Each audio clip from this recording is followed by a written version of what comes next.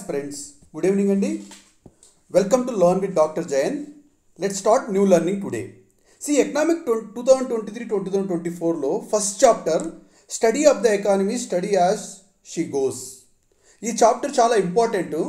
ఎందుకంటే Indian economy పరిస్థితులు ఇప్పుడు ఎలాగుంది, ఓవరాల్ ప్రపంచంలో వరల్డ్ ఎకానమీ ఎలా ఉంది, దానిలో ఇండియన్ ఎకనామిక్ కండిషన్స్ ఎలా ఉన్నాయి, మన వనరబిలిటీ ఏముంది, మన మ్యాక్రో ఎకనామీ ఇండికేటర్స్ ఎంత స్టేబుల్గా ఉంది అనే విషయాలు మొత్తం డేటాతో పాటు క్లియర్ పిక్చర్ ఈ చాప్టర్ ఇస్తుంది.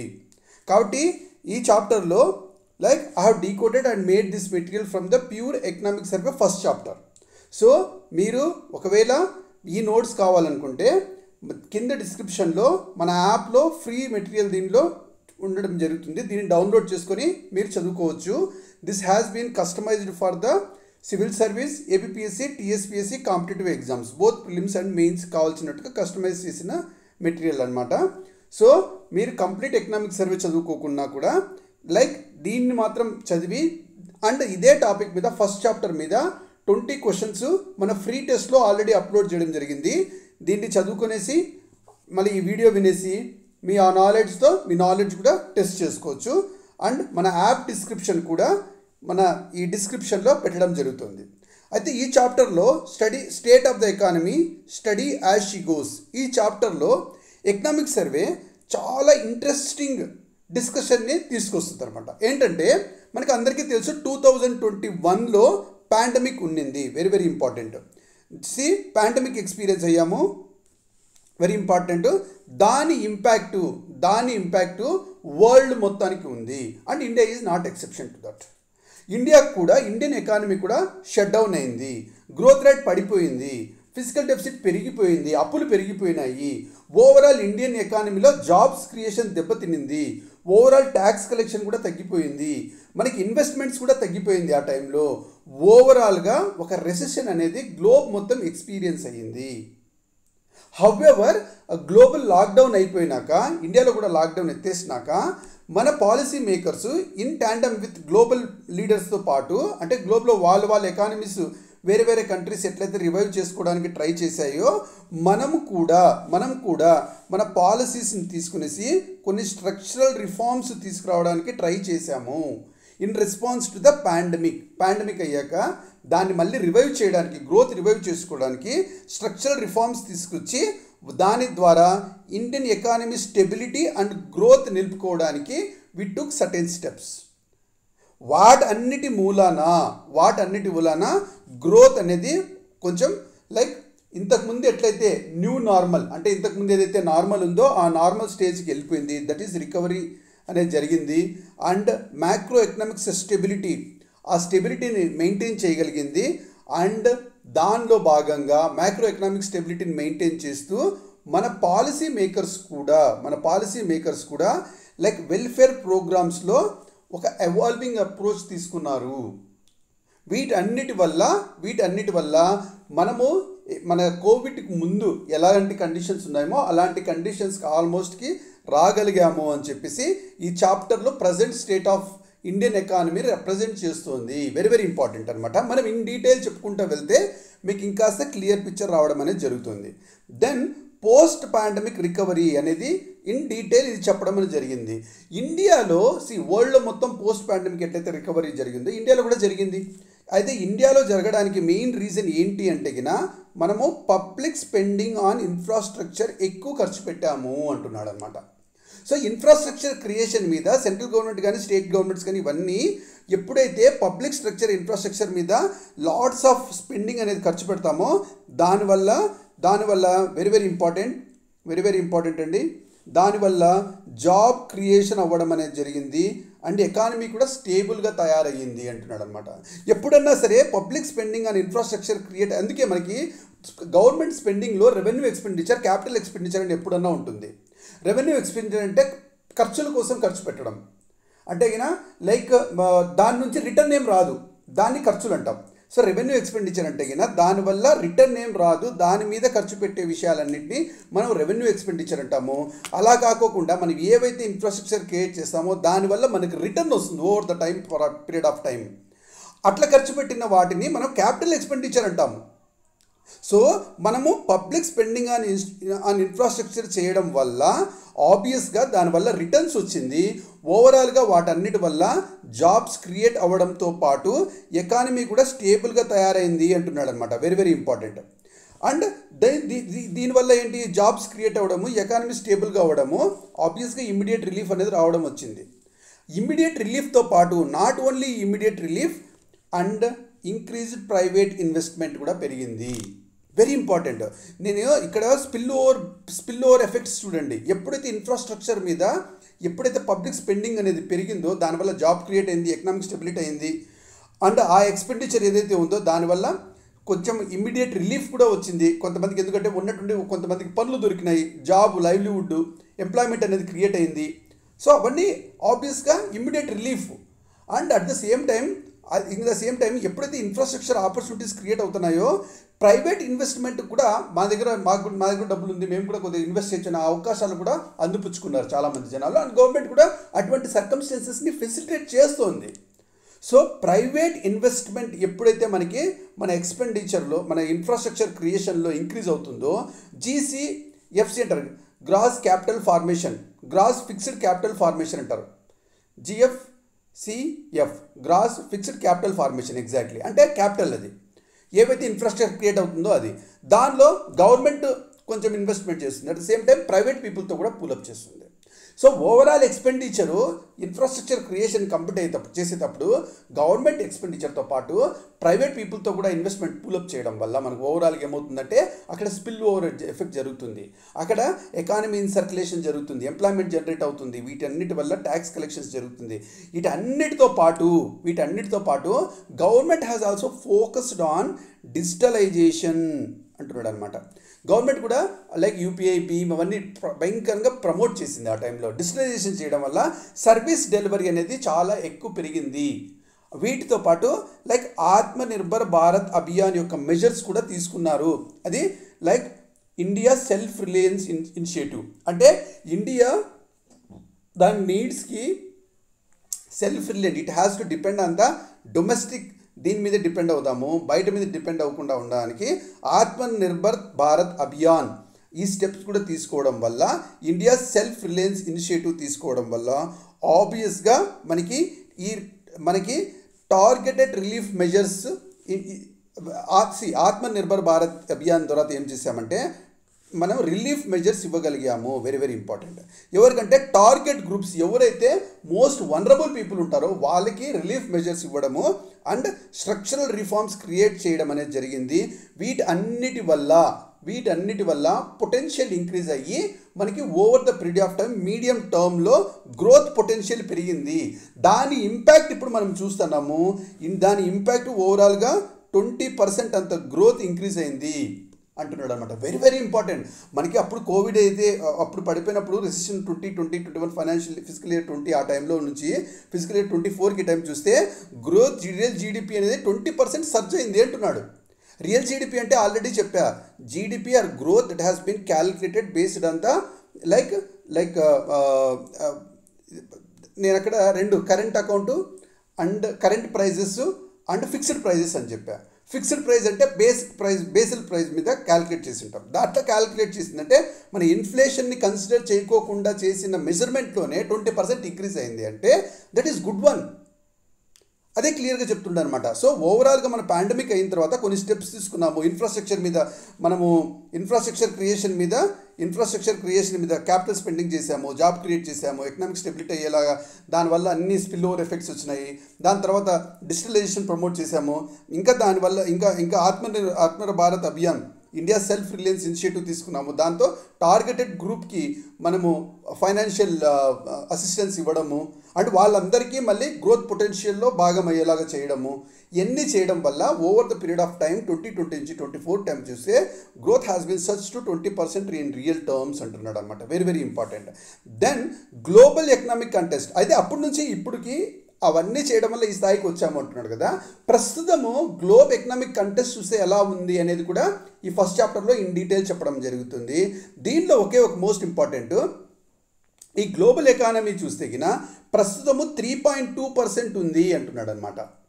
So real growth in the world global ఎకానమీలో 3.2% ఉంది. అఫ్కోర్స్ ఇంతకుముందు తగ్గిపోయింది, ఇంకా వర్స్ అవుతుంది అనుకున్నాము, కానీ దానికంటే కొంచెం బెటర్గానే ఉంది. ఓకే, అంత ఏం పడిపోలేదు. ఆల్మోస్ట్ 2021-22 ఆ టైంలో 3.5 ఉన్నింది, 3.2 ఉన్నాం ఇప్పుడు, అంటే కొంచెం తగ్గింది. మామూలుగా వీ హ్యావ్ ఎక్స్పెక్టెడ్ ఇంకా తగ్గుతుంది అనుకున్నాం, ఎందుకంటే గ్లోబ్లో చాలా జియో పొలిటికల్ టెన్షన్స్ ఉన్నాయి, very very important. Like international wars ఉన్నాయి, లైక్ కొన్ని geo political tensions and inflationary pressures. అంటే ఇన్ఫ్లేషన్లో గ్లోబ్లో లైక్ లాట్స్ ఆఫ్ ఎకానమీస్లో ఇన్ఫ్లేషన్ చాలా ఎక్కువ ఉంది. అండ్ వీటన్నిటి వల్ల మనకి ఇంకా తగ్గుతుంది అనుకున్నాము. However emerging economies like India, China, వీటన్నిటి వల్ల సిగ్నిఫికెంట్ రికవరీ అయ్యింది. ఆన్ యావరేజ్ 3.2% అంత గ్రోత్ కంటిన్యూ అవ్వడానికి ఇవన్నీ హెల్ప్ అయింది అని క్లియర్గా చెప్తున్నాం అనమాట. గ్లోబల్ ట్రేడ్ విషయంలో చూస్తే అది కూడా ఆల్మోస్ట్ 0.5% అంత గ్లోబల్ ట్రేడ్ లాస్ట్ ఇయర్ నుంచి ఈ ట్రేడ్ చూస్తే పెరిగింది. అంటే ఎక్స్పోర్ట్స్ గ్లోబ్ మొత్తంలో 0.5% అంత ఎక్స్పోర్ట్స్ ఉంది, ఎక్కువ ఉంది. కాబట్టి ఓవరాల్గా గ్లోబల్ ట్రేడ్ కూడా పెరుగుతోంది అంటున్నాడు అనమాట. మనకు ఒకటి అర్థం చేసుకోవాలి, supply chain disruptions, protectionist trade policies అంటే ఏంటి అంటే అంటే ఏంటంటే ఒక కంట్రీ నుంచి ఇంకో కంట్రీకి ఎక్స్పోర్ట్ చేసేటప్పుడు అవతల వాళ్ళు ఈ ప్రోడక్ట్స్ మీద ఎక్కువ ట్యాక్స్ వేయడం. అంటే ఏంటి, అంటే ఫ్రీ ట్రేడ్ రిజిమ్ని దే ఆర్ బ్రేకింగ్ అనమాట. అటువంటి ప్రొటెక్షనిస్ట్ పాలసీస్ ఎస్పెషల్లీ చైనా చేసింది. చైనా ప్రొటెక్షనిస్ట్ పాలసీస్ ఎట్లా చేస్తుందంటే లైక్ వాళ్ళ చైనీస్ యువాన్, వాళ్ళ రూపీ యువాన్ దాన్ని డిప్రిషియేట్ చేస్తుంది అనమాట. డిప్రిషియేట్ చేయడం వల్ల ఏమవుతుందంటే వాళ్ళ ఎక్స్పోర్ట్స్ చీపర్ అవుతుంది, ఇంపోర్ట్స్ కాస్ట్లియర్ అవుతుంది.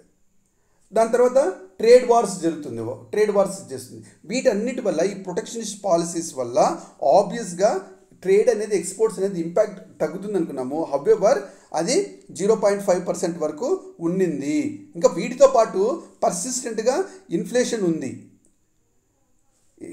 ఉంది. వీటన్నిటి వల్ల ఇన్ఫ్లేషను, తర్వాత lots of like foreign direct investment uncertainties in the world, ఇది కూడా ఉంది. ఇన్ఫ్లేషను, ఎఫ్డిఐ అన్సర్టనిటీస్, వీటి అన్నిటి వల్ల మనకి ఆబ్వియస్గా గ్లోబల్ ట్రేడ్ తగ్గుతుంది అనుకున్నాము. బట్ హౌవెవర్ అది బిస్మల్గా అంటే 0.5% అంత గ్రోత్ రేట్ ఉంది.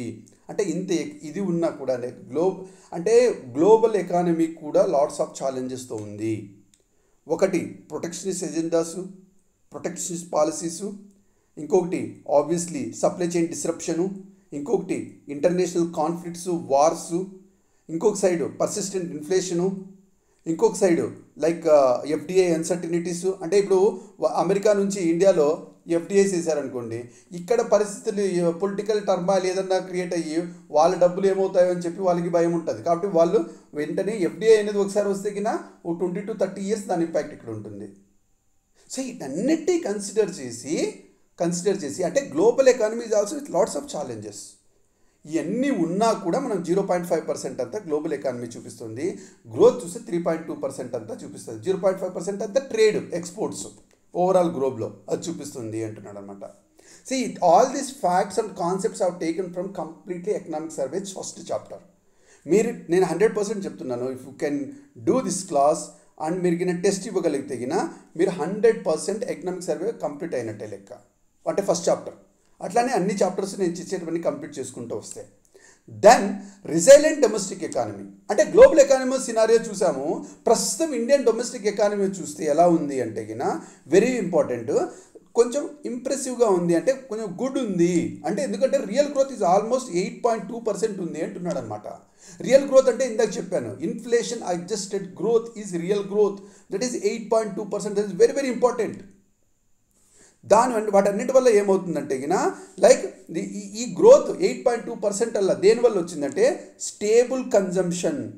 సో మనది కన్జంప్షన్ బేస్డ్ ఎకానమీ. ఈ కన్జంప్షన్ అనేది స్టేబుల్గా ఉంది first, very very important. Then improved investment demand, investment demand అనేది పెరుగుతుంది అండ్ ఇన్వెస్ట్మెంట్స్ కూడా వస్తున్నాయి.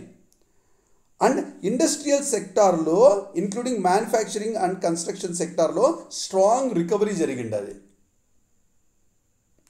సో కన్జంప్షన్ అట్లేది స్టేబుల్గా ఉంది అండ్ ఇన్వెస్ట్మెంట్ డిమాండ్ అనేది పెరుగుతుంది అండ్ ఇండస్ట్రియల్ సెక్టార్లో బాగా రికవరీ జరుగుతుంది, ఇంక్లూడింగ్ మ్యానుఫ్యాక్చరింగ్ అండ్ కన్స్ట్రక్షన్ ఈ ఆస్పెక్ట్స్లో. వీటన్నిటి వల్ల ఆబ్వియస్గా మన డొమెస్టిక్ ఎకానమీ రిజైలెంట్గా ఉంది, అంటే ఇంప్రెసివ్గా ఉంది, బాగా గ్రోత్ కంటిన్యూ అవ్వడానికి మంచి అవకాశాలు కనిపిస్తుంది. అదే మరి సర్వీస్ సెక్టర్లో చూస్తే ఆల్మోస్ట్ 54.7% అంత GVA is contributed to GDP, అంటే gross value added within the year ఎంత అంటే 54.7% అంతా సర్వీస్ సెక్టర్ కాంట్రిబ్యూట్ చేసింది. సో అక్కడ ఏంటి, మ్యానుఫ్యాక్చరింగ్ సెక్టర్ కూడా బాగా రికవరీ జరుగుతుంది, సర్వీస్ సెక్టర్ కూడా 54.7% అంతా GBA has been contributed to GDP అనమాట. అది ఎక్కడ దేనివల్ల అంత ఎక్కువ అవుతుంది, 54.7% అంత జీబీఏ సర్వీస్ సెక్టర్లో అంత ఇంక్రీజ్ అవ్వడానికి ఏంటంటే దానికి డిజిటల్ సర్వీసెస్ ఇంక్రీజ్ అయింది. బికాజ్ లైక్ డిజిటలైజేషన్ అవన్నీ జరగడం వల్ల, డిజిటల్ సర్వీసెస్ వల్ల దానివల్ల ఎకానమీ ప్రొపెల్ అవుతుంది. అండ్ రోబస్ట్ జిఎస్టీ కలెక్షన్స్ కూడా పెరిగిపోయినాయి. వీటన్నిటి వల్ల సర్వీస్ సెక్టర్ యొక్క కాంట్రిబ్యూషను ఆల్మోస్ట్ 54.7% అంత జీబీఏ పెరిగింది అంటున్నాడు అనమాట. మ్యానుఫ్యాక్చరింగ్ సెక్టర్ ఇంప్రూవ్ అవుతుంది అండ్ సర్వీస్ సెక్టర్ కూడా ఇంప్రూవ్ అవుతుంది. అండ్ మోస్ట్ ఇంపార్టెంట్లీ మనకు ప్రైవేట్ కన్జంప్షన్ కూడా 4% అంత ఇంక్రీజ్ అయింది. Gross fixed capital formation GFCF అది కూడా 19.8% అంత ఇంక్రీజ్ అయింది. ప్రైవేట్ కన్జంప్షన్ పెరుగుతోంది, గ్రాస్ ఫిక్స్డ్ క్యాపిటల్ ఫార్మేషన్ అంటే క్యాపిటల్ పెరుగుతోంది, ఆ క్యాపిటల్తో ఇండస్ట్రీస్ అవన్నీ వచ్చే అవకాశం ఉంటుంది. అంటే ఇన్ఫ్రాస్ట్రక్చర్ క్రియేషను వీటి వల్ల అయితే మళ్ళీ రిటర్న్ వస్తుందో అటువంటి ఇన్ఫ్రాస్ట్రక్చర్ క్రియేట్ అయ్యే అవకాశం ఉంటుంది. అండ్ 19.8% అంతా సబ్స్టాన్షియల్గా గ్రాస్ ఫిక్స్డ్ క్యాపిటల్ ఫార్మేషన్ కూడా జరుగుతుంది. వీటికి అన్నిటికీ సపోర్ట్ చేస్తూ బ్యాంకింగ్ సెక్టార్ కూడా లోన్స్ ఇవ్వడము అండ్ కార్పొరేట్ బాండ్స్ని ఇష్యూ చేయడము కూడా చేసింది. వీటి అన్నిటి వల్ల ఇండియన్ ఎకానమీ అనేది రిజైలెంట్గా ఉంది అంటున్నాడు అనమాట. Very very important. ఇది ప్రస్తుతం ఇండియన్ ఎకానమీ స్టేటస్ చూస్తే రిజైలెంట్గా ఉంది, గ్రోత్ కంటిన్యూ, ఎందుకంటే కన్జంప్షన్ ఎట్లంటే కంటిన్యూ అయింది, ఇన్ఫ్రాస్ట్రక్చర్ క్రియేషన్ కావాల్సిన ఇన్వెస్ట్మెంట్స్ వస్తున్నాయి. అండ్ దాంతోపాటు మ్యానుఫ్యాక్చరింగ్ సెక్టర్ ఇండస్ట్రియల్స్ కానీ లైక్ ఇండస్ట్రియల్ సెక్టర్ కానీ కన్స్ట్రక్షన్ సెక్టర్ కానీ బాగా జరుగుతుంది. సర్వీస్ సెక్టర్లో చూస్తే ఏకంగా 54.7% అంత growth contribution GVA due to service sector నుంచే ఉంది జీడిపిలో. అది దేని వల్ల అంటే కన్నా మనకి డిజిటల్ సర్వీసెస్ ప్రొవైడ్ చేయడం వల్ల, మళ్ళీ రోబస్ట్ జిఎస్టీ కలెక్షన్స్ వల్ల, వీటన్నిటి వల్ల అంటున్నాడు అనమాట. Very very important. And private consumption కూడా పెరుగుతోంది. ఓవరాల్గా క్యాపిటల్ 19% అంత ఇంక్రీజ్ అయింది. అండ్ వీటికి అన్నిటికీ సపోర్ట్ చేస్తూ బ్యాంకింగ్ సిస్టమ్ కూడా ఈజీ లోన్స్ ఇస్తుంది అండ్ కార్పొరేట్ బాండ్ ఇష్యూ కూడా చేస్తుంది. వీటన్నిటినీ యూజ్ చేసుకునేసి ఇండియన్ ఎకానమీ రిజైలెంట్గా ఉంది అని చాలా క్లియర్గా ఎకనామిక్ సర్వే ఫస్ట్ చాప్టర్లో ఎక్స్ప్లెయిన్ చేస్తుంది. వెరీ వెరీ ఇంపార్టెంట్ అమ్మా. You need to understand all these thing. Interlinks మొత్తం అవసరం మనకి. అప్పుడే మనకి ప్రజెంట్ ఇండియన్ ఎకానమీ యొక్క ఎగ్జాక్ట్ ఇది మనకి తెలుస్తుంది. దెన్ మ్యాక్రో ఎకనామిక్ స్టెబిలిటీ గురించి కూడా కొంచెం తెలుసుకోవాలి. మనకి గ్లోబల్ ఛాలెంజెస్ ఉన్నాయి, వెరీ వెరీ ఇంపార్టెంట్. పైన చెప్పినట్టు గ్లోబల్ ఛాలెంజెస్ ఉన్నాయి అండ్ జియో పొలిటికల్ కాన్ఫ్లిక్ట్స్ ఉన్నాయి, ప్రైస్ ఇంక్రీజ్ అంటే ఇన్ఫ్లేషన్ ఆస్పెక్ట్స్ ఉన్నాయి. ఇన్ని ఉన్నా కూడా ఇండియన్ ఎకానమీ మ్యాక్రో ఎకనామిక్ స్టెబిలిటీని మెయింటైన్ చేస్తుంది. మన మ్యాక్రో ఎకనామిక్ స్టెబిలిటీ ఇండికేటర్స్ మనం ఫైనాన్షియల్ ఇయర్ ఫిజికల్ ఇయర్ 2024 చూసినట్టయితే ఫిజికల్ డెఫిసిట్ 6.4% ఉండే ఫిజికల్ ఇయర్ 23లో. ఆ 6.4 నుంచి 5.6 తగ్గిండాలి. అంటే 6.4% ఆఫ్ ద జీడిపి నుంచి 5.6% ఆఫ్ ద జీడిపికి ఫిజికల్ డెఫిసిట్ తగ్గింది. ఫిజికల్ డెఫిసిట్ తగ్గడంతో పాటు మనకి ట్యాక్స్ రెవెన్యూస్ పెరిగింది. అంటే ట్యాక్స్ కలెక్షన్ వల్ల వచ్చే డబ్బులు చాలా ఎక్కువ పెరుగుతోంది. అండ్ నాన్ ట్యాక్స్ రెవెన్యూ వల్ల కూడా గవర్నమెంట్కి డబ్బులు వస్తుంది. ఎగ్జాంపుల్ ఆర్బీఐ డివిడెండ్స్ వల్ల కూడా వస్తుంది. ఇదే క్వశ్చన్ వస్తుంది, RBI dividend is a tax revenue or non tax revenue to the government అని వస్తుంది question. Non tax revenue RBI dividends increase అవుతుందా తగ్గుతుందా? రీసెంట్గా యాజ్ పర్ ఎకనామిక్ సర్వే అంటే ఇంక్రీజ్ అవుతుంది. ఇటువంటి కాన్సెప్ట్స్లోంచి క్వశ్చన్స్ క్రియేట్ అవుతాయి. మనకి రెవెన్యూ చూస్తే ఆల్మోస్ట్ 14.5% అంతా రెవెన్యూ ఇంక్రీజ్ అయింది. అండ్ జిఎస్టీ కలెక్షన్స్ 12.7% అంతా జిఎస్టీ కలెక్షన్స్ ఇంక్రీజ్ అయింది. Very important. సో ఈ ఇండికేటర్స్ ఏం సూచిస్తుంది? ఒకటి ఫిజికల్ డెఫిసిట్ తగ్గుతుంది, రెవెన్యూ పెరుగుతుంది, ట్యాక్స్ రూపంలో వస్తున్న రెవెన్యూ పెరుగుతుంది, నాన్ ట్యాక్స్ రూపంలో వస్తున్న రెవెన్యూ పెరుగుతుంది. రెవెన్యూ రిసిప్ట్ చూస్తే 14.5% అంత ఇంక్రీజ్ అయింది. అండ్ జిఎస్టీ కలెక్షన్స్ చూస్తే 12.7% అంత ఇంక్రీజ్ అయింది. వీటన్నిటి వల్ల మనకి ఏమర్థమవుతుందంటే లైక్ గవర్నమెంట్ లైక్ ఎకానమీని స్టేబుల్గా ఉంచుకోవడానికి మ్యాక్రో ఎకనామిక్ స్టేబుల్ ఇండికేటర్స్ చాలా స్ట్రాంగ్గా ఉంది. అండ్ గవర్నమెంట్ యొక్క ఫోకస్ మన ఎక్స్పెండిచర్ని తగ్గించడము అండ్ ఇంక్రీజింగ్ క్యాపిటల్ ఎక్స్పెండిచర్. చూడు, మనకి ఏ వేటి వల్ల అయితే రిటర్న్ తక్కువ వస్తుందో వాటిని తగ్గించడము, వేటి వల్ల అయితే రిటర్న్ వస్తుందో అటువంటి ఖర్చులు పెంచడం. ఆ రిటర్న్ రావడం వల్ల, క్యాపిటల్ ఎక్స్పెండిచర్ చేయడం వల్ల, దానివల్ల రిటర్న్ రావడం వల్ల ఇంకాస్త గ్రోత్ పెరుగుతుంది, దాని ఇంకాస్త జాబ్స్ క్రియేట్ అవుతుంది, ఇంకాస్త ట్యాక్స్ కలెక్షన్స్ పెరుగుతుంది. ఇవన్నీ చేయడము వీటన్నిటి వల్ల బ్యాలెన్స్డ్ ఫిజికల్ ప్రొఫైల్ని మెయింటైన్ చేయగలుగుతోంది అంటున్నాడు అనమాట. Very important. అండ్ ఇంకోటి, నేషనల్ మానిటైజేషన్ పైప్ లైన్ అనే స్కీమ్ ద్వారా ఇండియన్ ఎకానమీలో కొన్ని అసెట్స్ని మనం సెల్ చేసి డబ్బుని రాణించుకుంటున్నాం. దాని ద్వారా కూడా ఫిజికల్ డెఫిసిట్ని తగ్గించుకుంటున్నాం. సో ఈ నేషనల్ మానిటైజేషన్ పైప్ లైన్ కూడా సిగ్నిఫికెంట్గా మన ఫిజికల్ కన్సాలిడేషన్కి హెల్ప్ అయింది. ఎప్పుడైతే ఫిజికల్ కన్సాలిడేషన్ జరుగుతుందో అక్కడ మ్యాక్రో ఎకనామిక్ ఇండికేటర్స్ మొత్తం స్ట్రాంగ్గా ఉంటుంది అండ్ మన మ్యాక్రో ఎకానమీ స్టేబుల్గా ఉంటుంది, స్ట్రెంగ్త్గా ఉంటుంది. అదే జరుగుతోంది ఇప్పుడు ఇండియన్ ఎకానమీలో అని ఎకనామిక్ సర్వే క్లియర్గా చెప్తుంది అనమాట. దెన్ మోస్ట్ ఇంపార్టెంట్గా capital expenditure and private sector engagement గురించి ఏం చెప్తున్నాడో క్లియర్గా చూసాం. క్యాపిటల్ ఎక్స్పెండిచర్ ఇంక్రీజ్ అవుతుంది, ఎందుకంటే పైన మనం gross fixed capital formation increase అవుతుంది, దానిలో ప్రైవేట్ సెక్టర్ ఎంగేజ్మెంట్ కూడా ఇంక్రీజ్ అవుతుంది అని చెప్పాం కదా. Let's see what he told. So capital expenditure చూస్తే మనకి 9.5 lakh crore అంత పెరిగింది ఫిజికల్ ఇయర్ 20 FY 24లో అంటున్నారు అనమాట. అంటే ప్రీవియస్ ఇయర్ నుంచి చూస్తే 28.2% అంత క్యాపిటల్ ఎక్స్పెండిచర్ పెరిగింది. అంటే దేనిలో అయితే మనము ఖర్చు పెడతామో, ఏ ఆస్తులు అయితే క్రియేట్ చేస్తామో వాటి వల్ల రిటర్న్ వచ్చేటివి 28.2% అంత ఇంక్రీజ్ అయింది లాస్ట్ ఇయర్తో చూస్తే. ఆల్మోస్ట్ 9.5 lakh crores అంతా మనం క్యాపిటల్ ఎక్స్పెండిచర్ చేస్తున్నాం. ఈ ఇన్వెస్ట్మెంట్స్ ఏవైతే బూస్ట్ చేస్తుందో అవన్నీ రోడ్ ట్రాన్స్పోర్ట్, రైల్వేస్, డిఫెన్స్ వీటన్నిటిలో లాజిస్టిక్ సెక్టర్ అంటే ట్రాన్స్పోర్ట్ డిఫికల్టీస్ని అన్నింటినీ తగ్గించడము అండ్ ఇన్ఫ్రాస్ట్రక్చర్ ఛాలెంజెస్ని రెడ్యూస్ చేయడము అండ్ ఎకనామిక్ గ్రోత్ని ఇంక్రీజ్ చేయడము, ప్రొపెల్ చేయడము, డెవలప్ చేయడము, ఈ అన్నిటికీ ఇదంతా పనికి వస్తుంది అంటున్నాను అనమాట. అయితే ఈ క్యాపిటల్ ఫార్మేషన్లో very very important private sector share ఏదైతే ఈ గ్రాస్ ఫిక్స్డ్ క్యాపిటల్ ఫార్మేషన్లో ప్రైవేట్ సెక్టర్ షేర్ కూడా పెరుగుతోంది. దానివల్ల అది ఇంక్రీజ్ అవ్వడం వల్ల ఏమవుతుంది, గవర్నమెంట్ అప్పులు తగ్గుతుంది. Very important. ఎప్పుడైతే ప్రైవేట్ సెక్టార్ ఇన్వెస్ట్మెంట్ అనేది పెరుగుతుందో దానివల్ల దానివల్ల మనకి ఇన్వెస్ట్మెంట్ ట్రెండ్స్ పెరుగుతుంది. అంటే ప్రైవేట్ సెక్టర్ వాళ్ళకి కూడా స్కోప్ ఉంది ఇక్కడ ఇన్వెస్ట్ చేసి దానివల్ల రిటర్న్ వస్తే ఆ రేట్ ఆఫ్ రిటర్న్ని ఎంజాయ్ చేయడానికి, దానివల్ల కూడా వాళ్ళకి లాభాలు వచ్చేదానికి హెల్ప్ అవుతుంది. And they can enjoy the profits also. అది జరుగుతుంది. సో ప్రైవేట్ సెక్టార్ ఇన్వెస్ట్మెంట్స్ కూడా పెరుగుతుంది అంటున్నాం. వీటన్నిటి వల్ల మనకి ఇండియన్ ఎకానమీలో గ్రోత్ పెరుగుతుంది. అయితే ఓవరాల్గా మనం అర్థం చేసుకోవాల్సింది ఏంటంటే జనరల్ గవర్నమెంట్ డెప్ట్ పెరుగుతోంది డ్యూ టు మానిటరీ టైటనింగ్.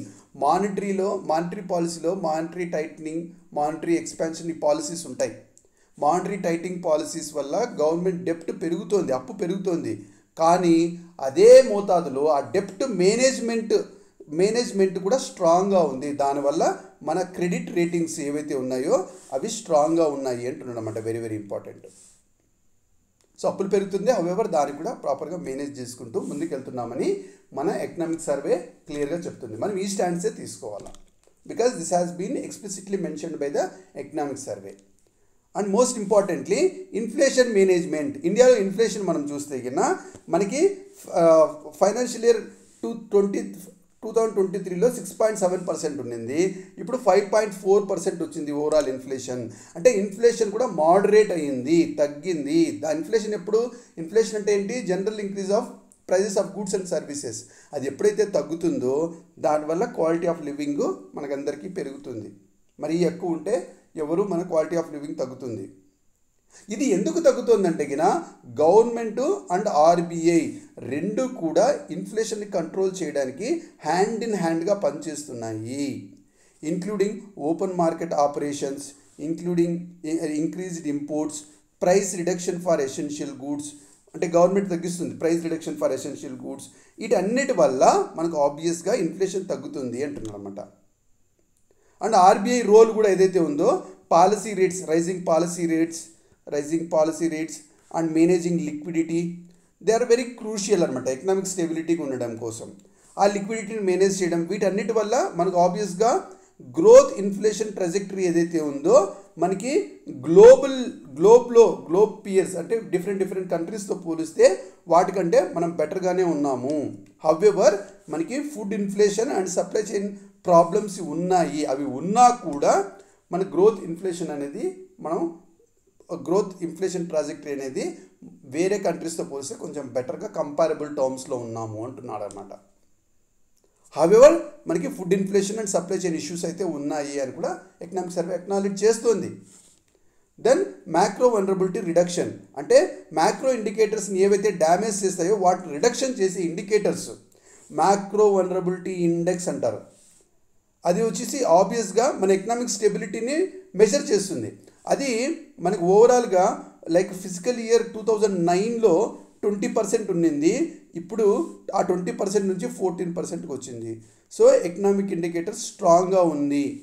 అది క్లియర్గా ఈ మ్యాక్రో వల్నరబిలిటీ ఇండెక్స్ ద్వారా తెలుస్తుంది. సో మ్యాక్రో వల్నరబిలిటీ ఇండెక్స్ ఏంటి అనేది కూడా మనం తెలుసుకోవాలి. అండ్ ఫిజికల్ డెఫిసిట్ కూడా ఆల్మోస్ట్ మనకు ఇప్పుడు ఫిజికల్ ఇయర్ 2024 ఇప్పుడు బై 2026కి వచ్చేటప్పటికి 4.5% జీడిపికి వస్తుంది. ఇప్పుడు 5.4 ఉంది. 6 పాయింట్ సంథింగ్ నుంచి మనం 5.3 సంథింగ్ వచ్చాం. ఇప్పుడు మళ్ళీ 4.4కి వెళ్తుంది by the year physical year 2026 అని చెప్తుంది అనమాట.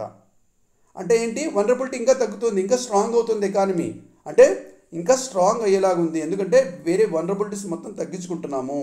వీటన్నిటి వల్ల మనకి సావరిన్ డెప్ట్ అనేది కంట్రోల్లో ఉంటుంది. అండ్ మన స్టేబుల్ బాండ్ ఈల్డ్స్ అనేది స్టేబుల్గా ఉంటుంది. ఎప్పుడైతే బాండ్ ఈల్డ్స్ అనేది స్టేబుల్గా ఉంటుందో ఇన్వెస్టర్స్ యొక్క కాన్ఫిడెన్స్ని గెయిన్ చేస్తుంది. అండ్ మన key indicators CPI inflation and current account deficit, ఇవి ఏవైతే ఉన్నాయో అవి కూడా సిగ్నిఫికెంట్గా ఇంప్రూవ్ అవుతుంది అని చెప్తున్నాడు అనమాట. Very important. సో వీటన్నిటిని బేస్ చూసుకొని చూస్తే మన మ్యాక్రో వల్నరబిలిటీ అనేది తగ్గుతుంది. అంటే మ్యాక్రో ఇండికేటర్స్ని డ్యామేజ్ చేసే, మ్యాక్రో ఎకనామీని డ్యామేజ్ చేసే విషయాలు తగ్గుతున్నాయి అని క్లియర్గా మన ఎకనామిక్ సర్వే అక్నాలెడ్జ్ చేస్తుంది అనమాట. దెన్ స్టాటిస్టికల్ సిస్టమ్ని స్ట్రెంగ్తన్ కూడా చేయాలి, అటువంటి వైపు కూడా స్టెప్స్ తీసుకుంటున్నామని ఎకనామిక్ సర్వే చెప్తుంది. తీసుకోవాల్సిన అవసరం ఉంది అని క్లియర్గా చెప్తుంది. Ministry of statistics and programme implementation వాళ్ళు వెరీ ఇంపార్టెంట్. మన ఇండియన్ స్టాటిస్టికల్ సిస్టమ్ని ఆబ్వియస్గా ఇంట్రడ్యూస్ చేస్తుంది, అంటే ఎన్హాన్స్ చేస్తుంది, దాని క్వాలిటీని ఎన్హాన్స్ చేస్తుంది డిఫరెంట్ ఇనిషియేటివ్స్ ద్వారా. మనకి కీ ఇండికేటర్ అంటే సిపిఐ కానీ గ్రోత్ రేట్ కానీ లేకపోతే వీటికి అన్నిటికీ బేస్ ఇయర్స్ని ఎప్పటికప్పుడు అప్డేట్ చేయడము, వాటికి అన్నిటికీ యూనిఫైడ్ డేటా పోర్టల్ ఉండేలాగా చూసుకోవడము, ఆ డేటా రిలయబుల్ డేటా ఉండేలాగా చూసుకోవడము, హై ఫ్రీక్వెన్సీ మానిటరింగ్ ఉండేలాగా చూసుకోవడం. అంటే మానిటరింగ్ ఏదైతే ఉంటుందో స్టాటిస్టికల్ సిస్టంలో చాలా అంటే ఫ్రీక్వెంట్గా మానిటర్ చేయడం, ఎప్పుడో అట్లా కాకుండా అది చేయడము. అండ్ వాటన్నిటితో పాటు మనకి జిఎస్టీ డేటాని మానిటర్ చేయడము, ప్రైస్ ట్రాకింగ్ చేయడము, వీటి అన్నిటి వల్ల కూడా మన స్టాటిస్టికల్ థింగ్ కూడా రిలయబుల్గా ఉంటుంది. అండ్ మనకి ఏదైతే మన గ్రోత్ ఇండికేటర్స్ అవన్నీ ఏవైతే ఉన్నాయో వాటన్నిటిని నమ్మదగ్గంగా మనం ఉంచుకోగలము అంటున్నాడు అనమాట. ఇంకా ఎఫర్ట్స్ ఇంకా పుష్ చేస్తున్నారు. స్టేట్ లెవెల్ ఇండిసిస్ మీద స్టేట్ లెవెల్లో ఇండిసిస్ క్రియేట్ చేద్దాము. మళ్ళీ ఫిజికల్ డేటా ఏదైతే ఉంటే ఫిజికల్ డేటా అంటే రిగార్డింగ్ ద లోన్ అంటే అప్పులు, ఫిజికల్ డెఫిసిట్, ఫిజికల్ మ్యాటర్స్ అంటే regarding to the budgetary issues, వాటికి సంబంధించిన డేటా అవి స్టాండర్డైజ్ చేయడము. అండ్ సెక్టార్ స్పెసిఫిక్ ఇండికేటర్స్, మనకి డిఫరెంట్ సెక్టర్, అగ్రికల్చర్, తర్వాత మ్యానుఫ్యాక్చరింగ్ సర్వీసెస్, ఈ డిఫరెంట్ సర్వీసెస్కి ఈ సెక్టార్స్కి డిఫరెంట్ ఇండికేటర్స్ క్రియేట్ చేయడము. వీటన్నిటిని డేటాని స్పెసిఫిక్గా పాలసీ మేకింగ్కి సపోర్ట్ చేసుకునేసి అండ్ ఎకనామిక్ స్టెబిలిటీని యూస్ చేసుకునేలాగా మనం ఈ స్టాటిస్టికల్ సిస్టమ్ని డెవలప్ చేయడము లాంటివి కూడా steps ministry of statistics and programme implementation వాళ్ళు లాట్స్ ఆఫ్ స్టెప్స్ తీసుకుంటున్నారు. సో ఇండియన్ ఎకానమీ నమ్మదగమైన పరిస్థితిలో ఉంటుంది వరల్డ్ ఎకానమీలో. ఎందుకంటే మన స్టాటిస్టికల్ డేటా కూడా మంచి స్టాండర్డ్స్తో ఉన్నాయి. ఏదో జస్ట్ ఉన్న రాసేసుకున్నాం అలా కాదు, లూప్ హోల్స్ తీసుకున్నా కాదు, మంచి స్టాండర్డ్ రిలయబుల్ డేటా ఉండేలాగా తయారు చేసుకుంటున్నాము అని క్లియర్గా మన ఎకనామిక్ సర్వే చెప్తుందన్నమాట. Then shift in welfare approach very important అనమాట. షిఫ్ట్ ఇన్ వెల్ఫేర్ అప్రోచ్ ఇక్కడ ఏం చెప్తుందంటే మన ఇండియన్ ఎకానమీలో వెల్ఫేర్ ఏదైతే ఉందో అది ఆబ్వియస్గా లైవ్లీవుడ్కి ఇంతకుముందు ఇచ్చేవాళ్ళు, that is input based welfare ఉండింది. ఇప్పుడు అవుట్కమ్ బేస్డ్ ఇనిషియేటివ్స్ అవుతున్నాయి అనమాట. అంటే ఏంటంటే మనం ఏ దానికైతే వెల్ఫేర్గా వాళ్ళకి డబ్బు ఇస్తాం, ఫర్ ఎగ్జాంపుల్ లైక్ అగ్రికల్చర్ ఉంది, అగ్రికల్చర్కి దేనిలో అయితే లాభాలు వస్తున్నాయి, మనం ఏది చేస్తే దానివల్ల ఇంకా గ్రోత్ అనేది పెరుగుతుంది, అటువంటివి కన్సిడర్ చేసి ఇవాళ ఓవరాల్ వాళ్ళకి డబ్బులు ఇచ్చేయడం అట్లా కాకోకుండా we're making them to learn and like contribute to the economy also. For example like Ujjwala Yojana, PM Ujjwala Yojana, like Swachh Bharat mission and Jan Dhan Yojana, PM Awas Yojana, ఇవన్నీ కూడా they empower individuals rather than providing basic necessities. అంటే బేసిక్ నెసెసిటీస్ ఇవ్వడంతో కాకుండా వారికి ఆబ్వియస్గా లైక్ ఇండివిజువల్స్ని ఎంపవర్ చేస్తాయి ఇవన్నీ. అందుకనే ఈ స్కీమ్స్ అన్నీ ఏంటి like outcome based initiatives, very very important. Outcome based initiatives rather than input based initiatives కాకుండా వెల్ఫేర్ బేస్డ్ అంటే అవుట్కమ్ బేస్డ్ వెల్ఫేర్ ఇనిషియేటివ్స్ తీసుకుంటున్నాము. They are going to empower individuals rather than providing basic necessities, very very important. అయితే దీనిలో the use of like direct benefit ట్రాన్స్ఫర్ని use చేయడము, JAM ట్రినిటీని use చేయడము, వీటన్నిటిని యూజ్ చేయడం వల్ల లీకేజ్ తగ్గుతుంది, ఎఫిషియన్సీ ఇంక్రీజ్ అవుతుంది అంటున్నాడు. సో మన స్కీమ్స్ డెలివరీ కూడా బెటర్గా జరుగుతుంది, లీకేజ్ తగ్గుతుంది, ఎఫిషియెంట్గా డెలివర్ అవుతుంది ఇంటెండెడ్ గ్రూప్స్కి. అండ్ ఎంప్లాయ్మెంట్ ట్రెండ్స్ చూస్తే గిన అన్ఎంప్లాయ్మెంట్ రేట్ కూడా తగ్గుతోంది and labour force participation rate కూడా పెరుగుతోంది. ఎంప్లాయ్మెంట్ తగ్గుతుంది, లేబర్ ఫోర్స్ పార్టిసిపేషన్ పెరుగుతోంది, పావర్టీ తగ్గుతుంది అండ్ రూరల్ అర్బన్ ఇన్ఈక్వాలిటీ కూడా తగ్గుతోంది. ఇవన్నీ ఎందుకు అంటే గిన ఇన్పుట్ బేస్డ్ వెల్ఫేర్ స్కీమ్స్ ఇంతకుముందు ఉండిండే, ఇప్పుడు అవుట్కమ్ బేస్డ్ వెల్ఫేర్ స్కీమ్స్ వాళ్ళకి basic necessities food, shelter, clothing ఇవ్వడం కాకుండా వాళ్ళకి ఎంపవర్ చేసే వైపుగా ఇప్పుడు మనం తీసుకుంటున్నాం వెల్ఫేర్. దీనివల్ల ఇవన్నీ జరుగుతున్నాయి అని ఎకనామిక్ సర్వే అక్నాలెడ్జ్ చేస్తోంది, very very important. Then outlook of the Indian economy ఓవరాల్గా చూస్తే మన ఇండియన్ ఎకానమీ రోబస్ట్ పాత్ అంటే లైక్ ఇట్ ఇస్ మంచిగా గ్రో అవుతుంది. రియల్ జీడిపి ఆల్మోస్ట్ ఇప్పటికి చూస్తే pre covid level, covid time నుంచి ఇప్పుడు చూస్తే 20% అంత ఇంక్రీజ్ అయింది ఈ టైంకి. కానీ లైక్ గ్లోబల్ అన్సర్టనిటీస్ ఉన్న, geo political tensions, physical market volatility, మరి ఆ గ్లోబల్ టెన్షన్స్తో పాటు డొమెస్టిక్ ఫ్యాక్టర్స్ ఉన్నాయి, ప్రైవేట్ సెక్టార్ ఇన్వెస్ట్మెంట్ విషయాల్లో కొన్ని ఇష్యూస్ ఉన్నాయి, and export growth, favourable agriculture conditions, ఇవన్నీ remain like I'm sorry I wanted to tell ఏం చెప్పడానికి ట్రై చేస్తున్నానంటే డొమెస్టిక్ ఫ్యాక్టర్సు, గ్లోబల్ ఫ్యాక్టర్సు ఇబ్బందుల్లో ఉన్నా కూడా, చాలా విషయాల్లో మనకి ఇబ్బందులు ఉన్నా కూడా, these things private sector investments very very important, private sector investments, export growth, export ఆశయాలు అండ్ ఫేవరబుల్ అగ్రికల్చర్ కండిషన్స్, వీటి వల్ల గ్రోత్ అనేది సస్టైన్గా ముందుకెళ్తుంది in spite of all those challenges అని అంటున్నాడు. That is important.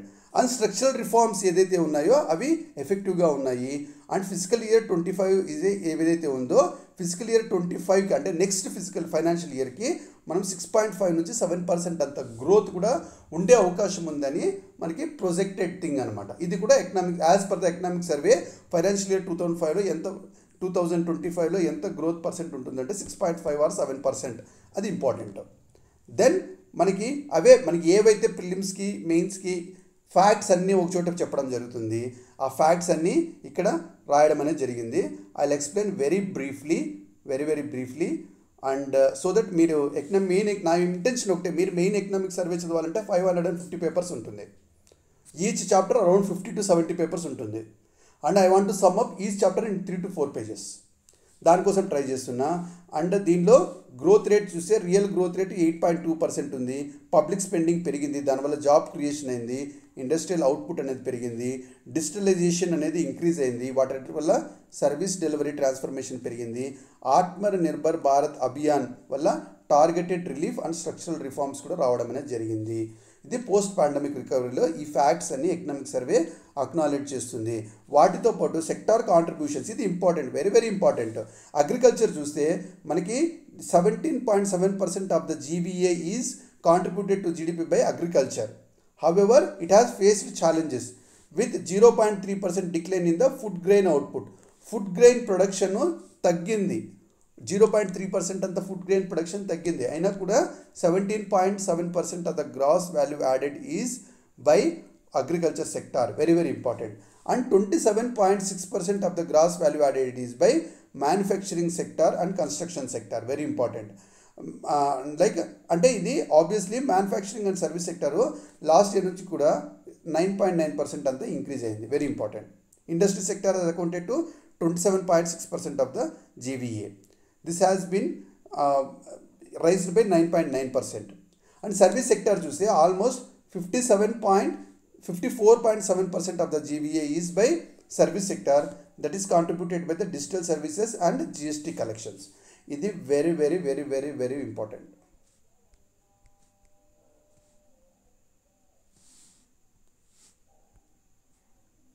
Yeah, then physical health చూస్తే అంటే మన ఫైనాన్షియల్ డిసిప్లిన్ దాని విషయాలు చూస్తే కినా ఫిజికల్ డెఫిసిట్ 6.4% ఉండే, నేను చెప్తే కదా ఫైనాన్షియల్ 23లో 6.4% ఉండే, మళ్ళీ ఇప్పుడు 5.6 వచ్చింది.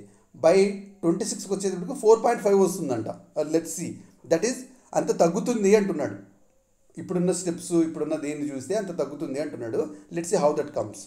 తర్వాత రెవెన్యూ రిసిప్ట్స్ చూస్తే కినా 14.5% ఇయర్ ఆన్ ఇయర్, అంటే లాస్ట్ ఇయర్కి ఎంతైతే రెవెన్యూ కలెక్ట్ అయిందో దానికంటే 14.5% ఇంక్రీజ్ అయింది. And GST collection is increase by 12.7%. GST collection is increase by 12.5%. And capital expenditure of the financial physical year 2024 ఏదైతే ఉందో అది 9.5 lakh crore అంత అమౌంట్ క్యాపిటల్ క్రియేట్ అయింది, క్యాపిటల్ ఎక్స్పెండిచర్ అయ్యాము. దాంట్లో 28.2% అంత ఇయర్ ఆన్ ఇయర్, అంటే లాస్ట్ ఇయర్తో పోలిస్తే 28% అంతా ఇంక్రీజ్ అయింది క్యాపిటల్ ఎక్స్పెండిచర్. అంటే క్యాపిటల్ ఎక్స్పెండిచర్ పంపు చేస్తున్నాం, ఇంక్రీజ్ అవుతుంది. వీటి వల్ల బెనిఫిట్స్ ఇంకా రానున్న రోజుల్లో ఇంకా కనిపిస్తుంది, indirect meaning. And national monetization pipeline ద్వారా 3.9 lakh crore అంత అసెట్స్ని సేల్ చేసి మనము ఇన్కమ్ జనరేట్ చేసాము అంటున్నాము అంట, వెరీ ఇంపార్టెంట్. దెన్ మనకి ఇన్ఫ్లేషన్ మేనేజ్మెంట్ చూస్తే very very important. Inflation management చూస్తే 6.7% ఉన్న ఇన్ఫ్లేషను 5.4%కి వచ్చింది ఇన్ఫ్లేషన్ ఓవరాల్గా. రిటైల్ ఇన్ఫ్లేషన్ ఫైనాన్షియల్ 2023లో 6.7% ఉండే, ఇప్పుడు 5.4% వచ్చింది. హెడ్లైన్ ఇన్ఫ్లేషన్ చూస్తే 2024 జూన్కి 5.1% ఉంది. అండ్ కోర్ ఇన్ఫ్లేషన్ ఈజ్ 3.1% ఉంది.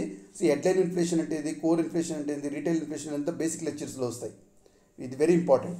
దెన్ ఆర్బీఐ పాలసీ రేట్స్ చూస్తే కింద ఆల్మోస్ట్ 250 basis points అంతా ఇంక్రీజ్ చేసింది, ఇది కూడా చేసింది. వీటన్నిటి వల్ల ఆబ్వియస్గా ఇన్ఫ్లేషన్ అనేది డౌన్ అయింది అనేది తెలుస్తుంది. One second.